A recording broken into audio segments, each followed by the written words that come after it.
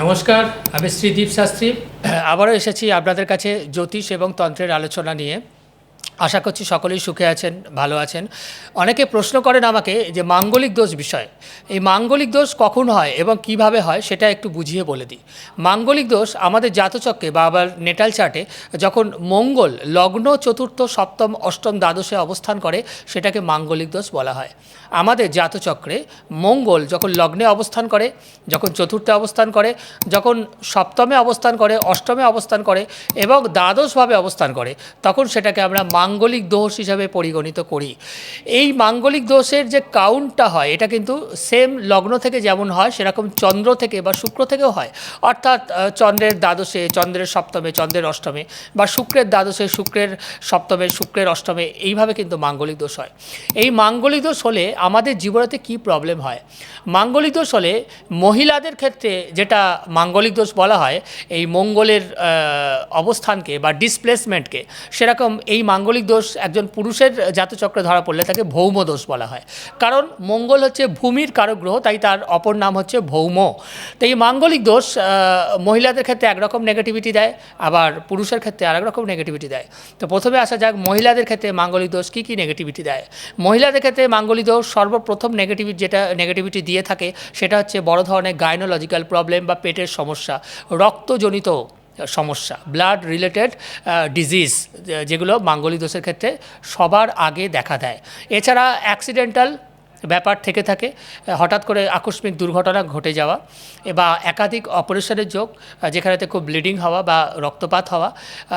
এছাড়া যেটা দেখা যায় বৈবাহিক সমস্যা, মানে ম্যারিটাল প্রবলেম। মাঙ্গলিক দোষ যে সকল জাতিকার আছে তাদের বিয়ে চট করে হতে চায় না, ক্লিক করতে চায় না। বিশেষ করে মঙ্গল যদি সপ্তমপতি হয়, দ্বাদশভাবে অবস্থান করে, সেই মাঙ্গলিকটা অত্যন্ত নেগেটিভ মাঙ্গলিক এবং সেটা কিন্তু বিচ্ছেদ করিয়ে দেয়। যদি মঙ্গল দ্বাদশভাবে দ্বাদশপতি নক্ষত্রে অবস্থান করে অনেক ক্ষেত্রে বিচ্ছেদও হয়ে যায়। এমনিতেই যে কোনো সপ্তমপতি দ্বাদশভাবে অবস্থান করলে বিচ্ছেদের বা সেপারেশনের যোগ তৈরি করে, সেটা আবার আদার্স কোনো এপিসোডে আমি আলোচনা করব। আজকে যেহেতু মাঙ্গলিক দোষ নিয়ে আলোচনা হচ্ছে, তো প্রত্যেকটা মাঙ্গলিকই কিন্তু নেগেটিভ।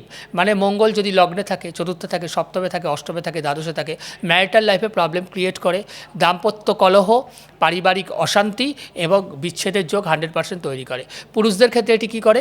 পুরুষদের ক্ষেত্রে এটা করে লেথার্জেটিক ব্যাপার কাজ করে, অলসতা, কর্মোদ্যমের অভাব, কেরিয়ারেতে বিভিন্নভাবে বাধাবিঘ্নের উৎপন্ন করা, ম্যারিটাল প্রবলেম, রিলেশনশিপে ব্রেকআপ হয়ে যাওয়া। মানে আপনি রিলেশনশিপটাকে স্টে করাতে পারবেন না, মাঝে মধ্যেই সেটা ব্রেকআপ হয়ে যাবে এবং বিয়ের পরেতেও কিন্তু অনেক ক্ষেত্রে বিচ্ছেদ দেখা দেয়। তো এই মাঙ্গলিক দোষকে আটকাতে গেলে বা নেগেটিভ প্রভাব থেকে নিজেদেরকে বাঁচাতে গেলে একটা ঘরোয়া রেমেডি বা টোটকা প্রথমেই বলে দিই।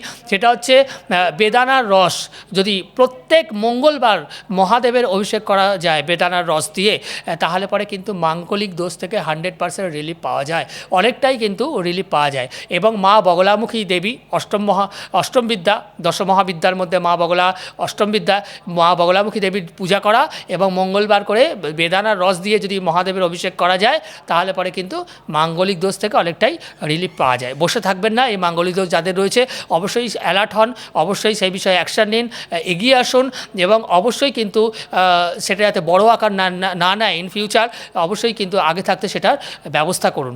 ব্যবস্থা করলে সব সমস্যারই সমাধান আছে, এইটারও কিন্তু 100% আপনার সমাধান বেরোবে। সকলেই সুখে থাকবেন, ভালো থাকবেন, নমস্কার।